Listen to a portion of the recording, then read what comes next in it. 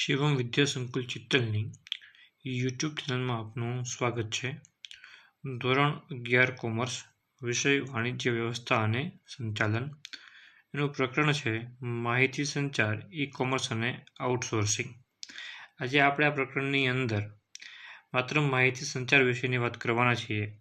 આપણે આ પ્રકરણની અંદર જે છે એ માહિતી સંચારનો અર્થ, એની વ્યાખ્યા, એની પ્રક્રિયા, એના પછી ઇન્ટરનેટનો અર્થ, ઈ કોમર્સ, બરાબર, એનો અર્થ, એનું કાર્યક્ષેત્ર, આ બધું ભણવાના છીએ. અને આઉટસોર્સિંગ વિશેની વાત પણ આમાં કરવાની છે. પણ આજના આ વિડીયોની અંદર આપણે માહિતી સંચારના અર્થ વિશે વાત કરવાની છે. જોઈએ એની અંદર વર્તમાન પરિસ્થિતિમાં ધંધામાં હરીફાઈનું પ્રમાણ ખૂબ વધ્યું છે. આ હરીફાઈના યુગમાં ધંધાના વિકાસ માટે માનવ સંસાધનો જેવા પરિબળો અગત્યના બન્યા છે. આજે આપણે જોઈએ છીએ કે દરેક ધંધાની અંદર હરીફાઈ છે, અને આ હરીફાઈના યુગમાં ટકી રહેવા માટે માનવ સંસાધનો મતલબ કે કાર્યક્ષમ કર્મચારીઓ જે છે એ અગત્યનું પરિબળ છે.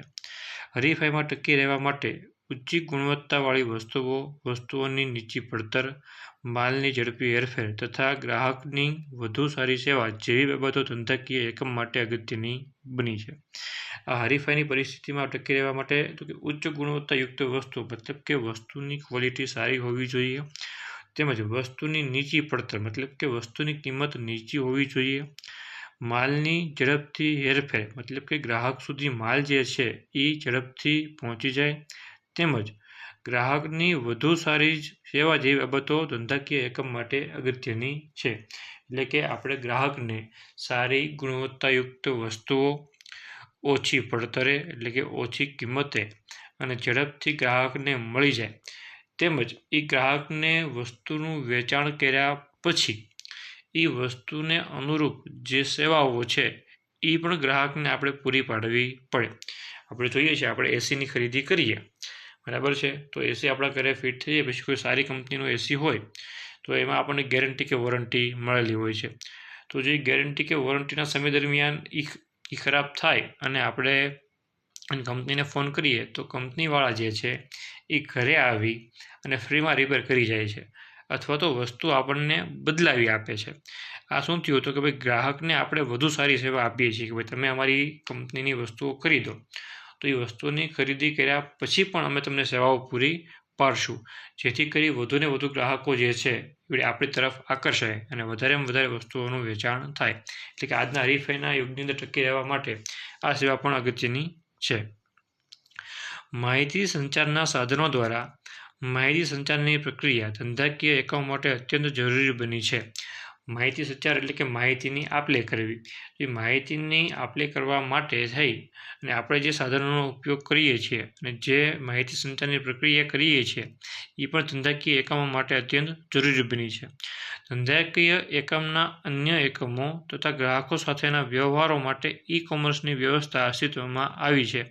એટલું જ નહીં, પરંતુ ધંધાના આંતરિક કાર્યો બહારના સ્ત્રોત દ્વારા સરળતાથી થઈ શકે તે માટે આઉટસોર્સિંગ પણ ધંધાની જરૂરિયાત બની છે.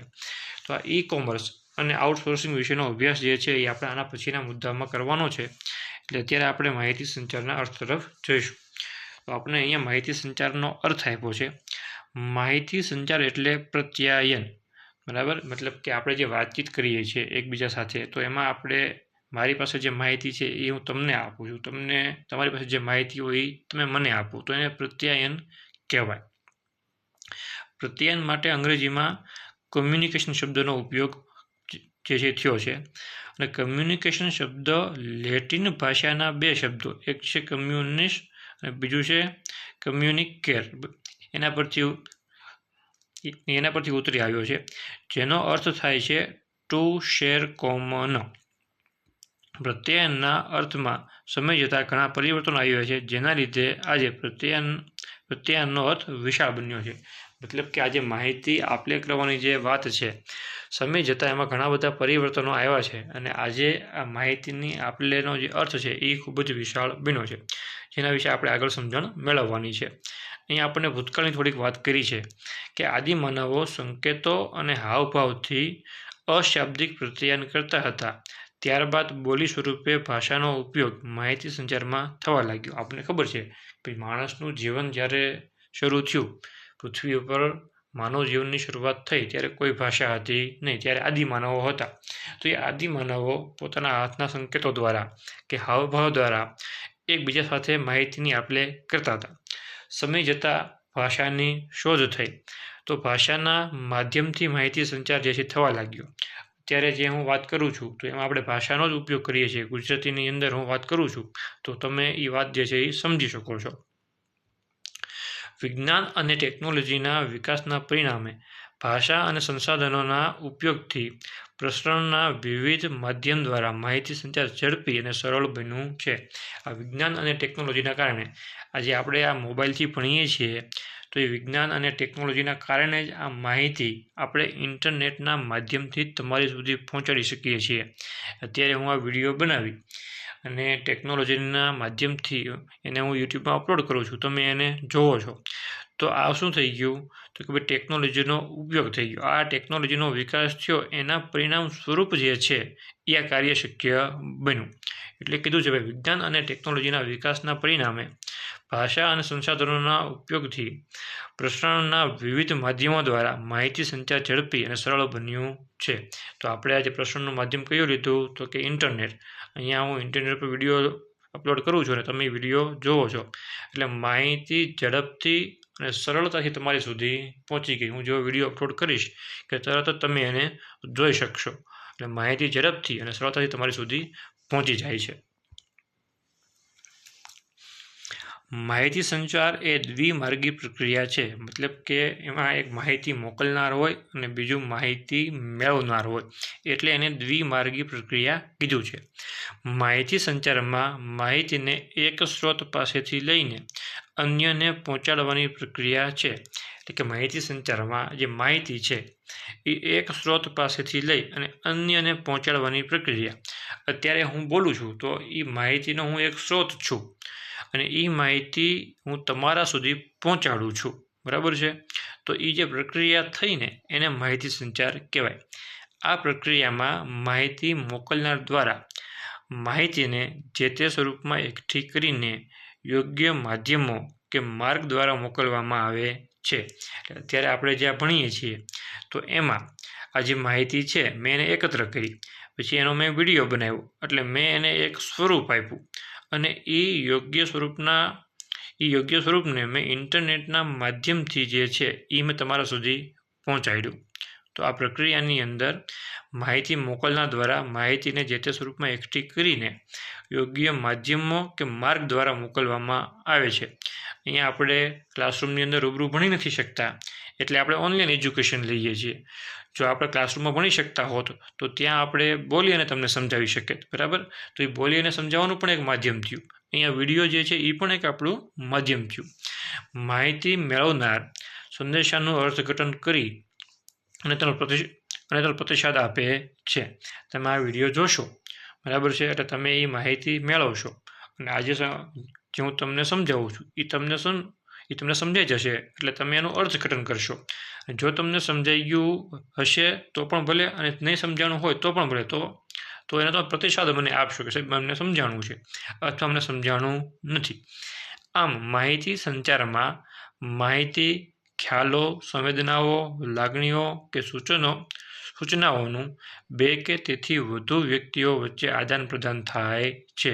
એટલે માહિતી સંચારમાં શું છે તો કે ભાઈ ખ્યાલો હોય, સંવેદનાઓ હોય, લાગણીઓ હોય, સૂચનાઓ હોય તેનું બે કે તેથી વધુ વ્યક્તિઓ વચ્ચે આદાન પ્રદાન થાય છે. એને શું કહેવાય? માહિતી સંચાર કહેવાય. માહિતી સંચારમાં જ્યારે સંદેશાઓ શબ્દો દ્વારા એટલે કે ભાષાના ઉપયોગ દ્વારા રજૂ થતા હોય ત્યારે તે શાબ્દિક માહિતી સંચાર બને છે. મતલબ કે આપણે ભાષાનો ઉપયોગ કરી અને માહિતીનું આદાન પ્રદાન કરીએ તો એ શાબ્દિક માહિતી સંચાર થયો. અત્યારે હું તમને બોલી અને ભણાવું છું બરાબર, તમને એ શબ્દો સંભળાશે એટલે અહીંયા આપણે ભાષાનો ઉપયોગ કર્યો. તો આ માધ્યમથી જે આપણે માહિતી સંચાર કર્યો એ કેવો થયો? શાબ્દિક માહિતી સંચાર થયો. શાબ્દિક માહિતી સંચારમાં માહિતી લેખિત કે મૌખિક સ્વરૂપે હોય છે. એટલે એમાં માહિતી કાં તો લેખિત સ્વરૂપે આવે, તો આપણે બુક ને બધું છે તો બધું લેખિત છે, તમે એ વાંચી શકો છો બરાબર છે, અથવા મૌખિક એટલે કે બોલી અને તમને સમજાવવામાં આવે. શાબ્દિક માહિતી સંચારમાં શબ્દોની યોગ્ય પસંદગી અને વાક્યમાં તેનું સ્થાન પણ ખૂબ જ અગત્યનું છે. અત્યારે હું તમને સમજાવું છું, તો સમજાવતી વખતે દરેક શબ્દને યોગ્ય ક્રમમાં ગોઠવી અને વાક્ય બનાવું છું. જો આ શબ્દને યોગ્ય ક્રમમાં ન ગોઠવું અને શબ્દ આડાઅવળા કરી નાખું તો એનાથી તમને કંઈ સમજાવવાનું નથી. એટલા માટે માહિતી સંચારની અંદર દરેક શબ્દનું મહત્ત્વ છે. યોગ્ય શબ્દ પસંદ કરી અને તેનું વાક્યમાં યોગ્ય સ્થાન પણ અગત્યનું છે. તો જ એ માહિતી સંચાર જે છે એ સરળ બને અને ઝડપી બને. આથી વાક્યમાંથી મળતા સંદેશાનો ચોક્કસ અર્થ નીપજે છે. જો આપણે વાક્ય રચના જ બરાબર ન કરીએ તો વાક્યનો જે અર્થ છે એનું અર્થઘટન યોગ્ય રીતે થાય નહીં. જો એમાં શબ્દની ગોઠવણી આપણે યોગ્ય કરી હોય તો જ એ સંદેશાનો ચોક્કસ અર્થ જે છે આપણે કાઢી શકીએ. પણ શબ્દ આડાઅવળા હોય તો આપણે એનો ચોક્કસ અર્થ કાઢી શકતા નથી. સંદેશાની રચના કરતી વખતે કીપ ઇટ શોર્ટ એન્ડ સ્વીટનો સિદ્ધાંત અનુસરવા જેવો છે. મતલબ કે સંદેશો ટૂંકો અને સરળ હોવો જોઈએ. જ્યારે આપણે આ માહિતી સંચાર કરીએ તો એની અંદર જ્યારે સંદેશાની આપ-લે થાય તો એ સંદેશો ટૂંકો અને સરળ હોવો જોઈએ, જેથી કરી સામેવાળા વ્યક્તિને ઝડપથી એ માહિતી સમજાઈ જાય. માહિતી સંચારમાં શબ્દરહિત માહિતી મોકલવા અને મેળવવામાં આવે છે ત્યારે તેને અશાબ્દિક માહિતી સંચાર બને છે. મતલબ કે એની અંદર શબ્દનો ઉપયોગ આપણે ન કરીએ, કોઈ ચિહ્નો છે, ચિત્રો છે, એનો ઉપયોગ આપણે કરીએ તો એમાં ક્યાંય શબ્દનો ઉપયોગ કરતા નથી. તમે કોઈક ઓફિસમાં જાઓ તો બહાર મોબાઈલ દોરી અને એની પર ચોકડી મારી હોય એટલે આપણને ખબર છે કે ભાઈ અહીંયા મોબાઈલ યુઝ કરવાનો નથી. ત્યાં લખેલું નથી, માત્ર મોબાઈલનું ચિત્ર દોરેલું છે, ઉપર ચોકડી જે છે મારેલી હોય છે. પછી ઘણી જગ્યાએ ધૂમ્રપાન કરવાની મનાઈ હોય તો ત્યાં બીડી સિગારેટ કેવું દોરેલું હોય એની ઉપર ચોકડી મારેલી હોય. તો આપણને ખબર પડી જાય કે ભાઈ અહીંયા ધૂમ્રપાન કરવાનું નથી એમ. તો આ કેવું થયું? અશાબ્દિક માહિતી સંચાર થયો કે એમાં આપણને સંજ્ઞા દ્વારા બરાબર આપણે એમાં સમજાવવામાં આવ્યું. આ પ્રકારના માહિતી સંચારમાં માહિતીની આપ-લે ઇશારા, શારીરિક અભિવ્યક્તિ, શારીરિક મુદ્રા, ચહેરાના હાવભાવ, આંખના ઇશારા અને કલાત્મક રીતે એટલે કે વાદન, ગાયન, નૃત્ય, શિલ્પકામ, ચિત્રો, નકશા, તોપોની સલામી, સાયરન વગેરે દ્વારા થાય છે. તો આપણે પણ ઘણી વખત જે છે એ અશાબ્દિક માહિતીનો ઉપયોગ કરીએ છીએ. એમાં પહેલું આપણે કીધું ભાઈ ઇશારા દ્વારા. આપણે ઘણી વખત કોઈકને દૂરથી બોલાવવા હોય તો આપણે એને બૂમ નથી પાડતા, આપણે ખાલી હાથ ઊંચો કરી અને આપણે એને ઇશારો કરીએ ભાઈ અહીંયા આવ. પછી આપણે ઘણી વખત ગુસ્સે થઈએ કે ખુશ થઈએ તો આપણા ચહેરાના જે હાવભાવ છે એના આધારે આપણો ગુસ્સો છે, ખુશી છે, દુઃખ છે એ બધું જે છે એમાં વ્યક્ત થઈ જતું હોય છે. ઘણી વખત આંખના ઇશારાઓના માધ્યમથી પણ જે છે એ માહિતી સંચાર થતો હોય છે. પછી કલાત્મક રીતે આપણને કીધું છે તો ભાઈ એની અંદર જે છે ભાઈ ગાઈને, નૃત્ય કરીને, કોઈ ચિત્ર દોરીને, બરાબર છે, નકશાઓ દ્વારા એના માધ્યમથી પણ માહિતી સંચાર થાય છે. પછી તો કે ભાઈ તોપોની સલામી. આપણને ખબર છે તોપોની સલામી ક્યારે આપવામાં આવે તો ભાઈ જ્યારે કોઈ મહાન વ્યક્તિનું અવસાન થયું હોય બરાબર ત્યારે તોપોની સલામી આપવામાં આવતી હોય છે. અથવા તો કોઈ મહાન વ્યક્તિના સ્વાગતમાં પણ જે છે તોપોની સલામી આપતા હોય છે. પછી સાયરન વાગવાના પણ અમુક ચોક્કસ નિયમો હોય. આપણને ખબર છે કે ભાઈ આ સમયે સાયરન વાગે તો ભાઈ કોઈ કંપનીની શિફ્ટ પૂરી થઈ હોય એટલે ખ્યાલ આવે કે ભાઈ અત્યારે જે છે આ સમય આપણો પૂરો થયો. તો એમાં બોલીને કહેવામાં નથી આવતું પણ એ સાયરન વાગે. સ્કૂલ છે તો સ્કૂલમાં બેલ વાગે એટલે આપણને ખબર પડે કે ભાઈ રિસેસ પડી અથવા તો રિસેસ પૂરી થઈ અથવા સ્કૂલ ખોલી એમ. તો એ શું થયું તો કે એક પ્રકારનો અવાજ દ્વારા જે છે માહિતી પહોંચાડવામાં આવી. એમાં કોઈ શબ્દ છે નહીં એમ. એટલે આ રીતે જે છે એ માહિતીની આપ-લે થતી હોય છે. એને પણ આપણે માહિતી સંચાર કહીએ છીએ. માહિતી સંચારની આપણને 3 વ્યાખ્યાઓ આપી છે. પહેલી વ્યાખ્યા છે વિચારો, અભિપ્રાયો કે માહિતીનું વક્તવ્ય, લખાણ કે સંજ્ઞાઓ દ્વારા સંદેશાની આપ-લે થવી એટલે માહિતી સંચાર. એટલે કે આપણા જે વિચારો છે, આપણા જે અભિપ્રાયો છે કે જે કંઈ આપણી પાસે માહિતી છે એનું વક્તવ્ય એટલે કે બોલીને, અત્યારે જે હું વાત કરું છું એ બોલીને વાત કરું છું તો એ રીતે, અથવા તો લખાણ એટલે કે લખીને, અથવા તો કોઈ સંજ્ઞા દ્વારા. હમણાં મેં તમને વાત કરી એમ કે મોબાઈલનું ચિત્ર દોર્યું હોય, માથે ક્રોસ દોરેલો હોય, ચોકડી મારેલી હોય તો એ સંજ્ઞા થઈ ગઈ. તો એના દ્વારા સંદેશાની આપ-લે થવી એટલે માહિતી સંચાર. આ આપણને બહુ નાની અમથી વ્યાખ્યા આપી છે. બીજી વ્યાખ્યા આપણને કીધી છે કે માહિતી સંચાર એટલે લોકો વચ્ચે થતી એવી પ્રક્રિયા છે કે જેમાં માહિતી મોકલનારના જ્ઞાન, વિચારો, ખ્યાલો, સમજણ, સંવેદનાઓ, લાગણીઓ કે વલણો અંગેની માહિતીનું યોગ્ય સંકેતો દ્વારા યોગ્ય માધ્યમથી થતું એવું પ્રસરણ છે કે માહિતી મેળવનારને પ્રભાવિત કરે અને તેના વર્તનમાં પરિવર્તન થાય, તેની સાથે સંબંધ સ્થાપે અને જાળવે. એટલે આ વ્યાખ્યા આપણે થોડી મોટી આપી છે. એમાં કીધું કે જે માહિતી મોકલનાર છે એના જે એનું જ્ઞાન હોય, એના વિચારો હોય, એના ખ્યાલો હોય, એની પોતાની સમજણ હોય કે સંવેદનાઓ હોય કે લાગણીઓ હોય, આ જે પણ કંઈ છે એ બધી શું છે? માહિતી છે. તો એનું યોગ્ય સંકેતો દ્વારા, હવે સંકેતોની અંદર ભાષા પણ આવી જાય, વક્તવ્ય પણ આવી જાય, સંજ્ઞા પણ આવી જાય, શારીરિક અભિવ્યક્તિ પણ આવી જાય, આપણા ચહેરાના હાવભાવ છે એ પણ એમાં આવી જાય. તો એવું થઈ ગયું, યોગ્ય સંકેતો થઈ ગયા અને એના માધ્યમથી થતું એવું પ્રસરણ છે. મતલબ કે એ રીતે પ્રસરે છે કે માહિતી મેળવનારને એ પ્રભાવિત કરે છે અને તેના વર્તનમાં પરિવર્તન થાય અને તેની સાથે સંબંધ સ્થાપે અને જાળવે છે. ક્લાસરૂમ હોય તો ક્લાસરૂમની અંદર શિક્ષક ભણાવતો હોય, તમે અવાજ કરો તો શિક્ષક જે છે એ આંખો દ્વારા ખીજાય, તો એવું થયું, સંજ્ઞા થઈ.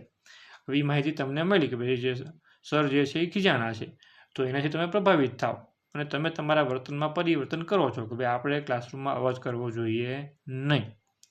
બરાબર? તો આ શું થયું? તો કે એ માહિતી તમને મળી, એનાથી તમે પ્રભાવિત થયા અને તમારા વર્તનમાં શું આવ્યું? પરિવર્તન આવ્યું. એટલે આ પણ શું છે? માહિતી સંચાર છે. અને છેલ્લે માહિતી સંચાર એટલે આપણા વિચારો બીજાના મગજમાં દાખલ કરવાની પ્રક્રિયા. આ સીધી, સરળ અને ટૂંકી વ્યાખ્યા છે. માહિતી સંચાર શું છે? તો કે આપણા વિચારોને બીજાના મગજમાં દાખલ કરવાની પ્રક્રિયા. મતલબ કે મારા મગજની અંદર જે વિચારો છે એ વિચારો હું કોઈ પણ માધ્યમથી બોલીને, ગાઈને, ચિત્રો દ્વારા અથવા કોઈ સંજ્ઞા દ્વારા, મારા ચહેરાના હાવભાવ દ્વારા અથવા મારી શારીરિક અભિવ્યક્તિ દ્વારા કોઈ પણ પ્રક્રિયાને અનુસરી અને બીજાના મગજમાં જે દાખલ કરું એ પ્રક્રિયા એટલે માહિતી સંચારો. તો આજે આપણે આ વિડીયોની અંદર માહિતી સંચારનો અર્થ અને એની વ્યાખ્યાનો અભ્યાસ કર્યો. માહિતી સંચારની જે પ્રક્રિયા છે એની આપણે વિશેષ ચર્ચા જે છે એ આવતા વિડીયોમાં કરીશું.